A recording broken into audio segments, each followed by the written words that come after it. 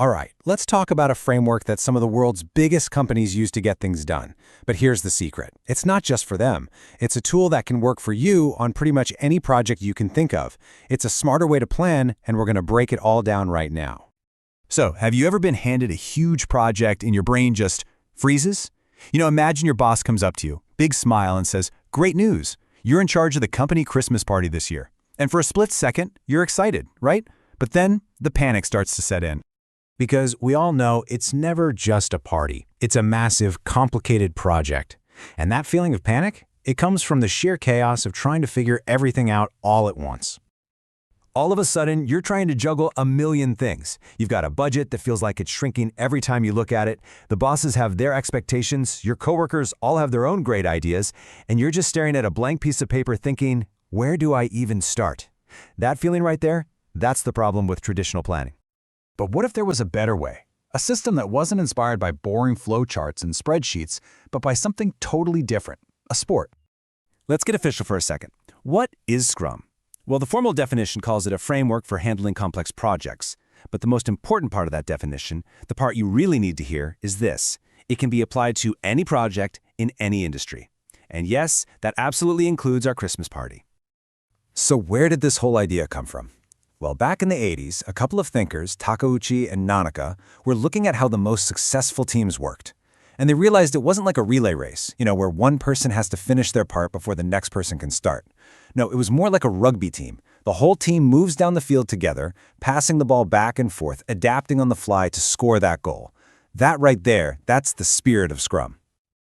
Okay, so how do we actually use this rugby idea to plan our party without going crazy?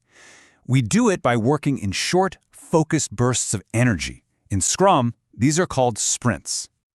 First things first, we need to build our team. In Scrum, you've got three main roles. The product owner, that's the person with the vision. For our party, that's you. You're the head planner. Then you have the Scrum team. These are the folks doing the work, your planning committee. And finally, you have the Scrum Master. Now, the Scrum Master isn't the boss. Think of them more like a coach or a facilitator, the person who keeps things running smoothly and clears any obstacles out of the team's way. Now, the game plan itself is actually pretty simple. Just 3 steps. First, we create a master wish list for the party. Second, we pick just a few things from that list to get done right away. And third, we have a quick daily huddle to make sure everyone's on the same page. Let's dig into each one. All right, step 1. In Scrum, this is called the Product Backlog, which, let's be honest, is just a fancy name for your master wish list. As the head planner, you list out absolutely everything you can think of that needs to happen. Finding a venue, designing invitations, organizing games, and of course, finding a caterer with amazing legend. Then you put them in order of importance. What's the number one thing we need to lock down first? And that brings us to step 2, the sprint.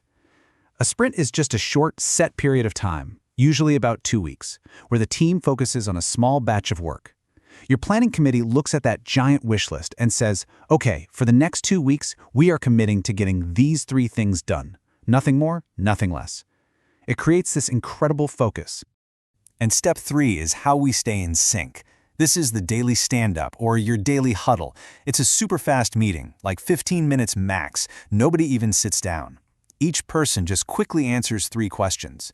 This isn't about reporting to a manager, it's about keeping the ball moving and immediately calling out any problems so the team can jump in and help solve them. So this 2-week cycle just repeats. But at the end of each one, what do you actually have to show for all that work? Well, this is where the real magic of Scrum starts to happen. At the end of your sprint, you have something Scrum calls a potentially releasable increment. I know, it's a mouthful. But all it really means is that you've created something real and valuable. It's not a progress report saying you talked to venues. It's the signed contract for the venue. It's a finalized menu from the caterer. It's a tangible piece of the party that is actually done. And you don't just keep this progress to yourself. You hold a meeting called the Sprint Review, where you show this finished work to your stakeholders, the management committee. You actually demonstrate what you've accomplished. This makes everything transparent, and even more importantly, it gives them a chance to give you feedback right away, not weeks later when it's too late to make any changes. Now, all these steps might sound like a lot, but they all come together to create a system that is way more powerful and flexible than the old way of doing things. Just think about the difference for a second. The old way is rigid.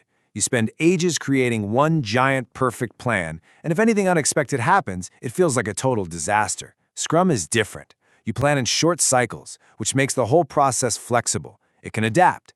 And this means that in Scrum, change isn't the enemy. Believe it or not, it's actually an opportunity. This idea is so important, it's one of the core principles of the Agile Manifesto, which is the document that inspired Scrum in the first place. So what happens if the CEO suddenly decides they want a totally different theme for the party?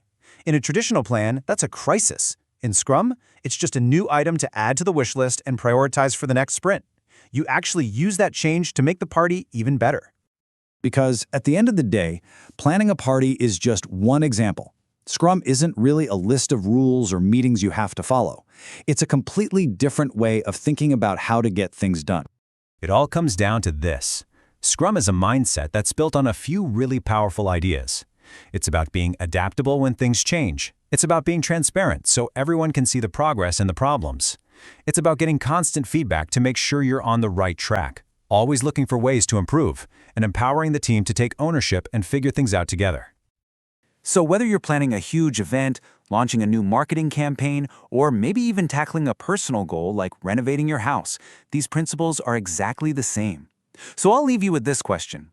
What's that big, messy, overwhelming project in your life that could be broken down and conquered one sprint at a time?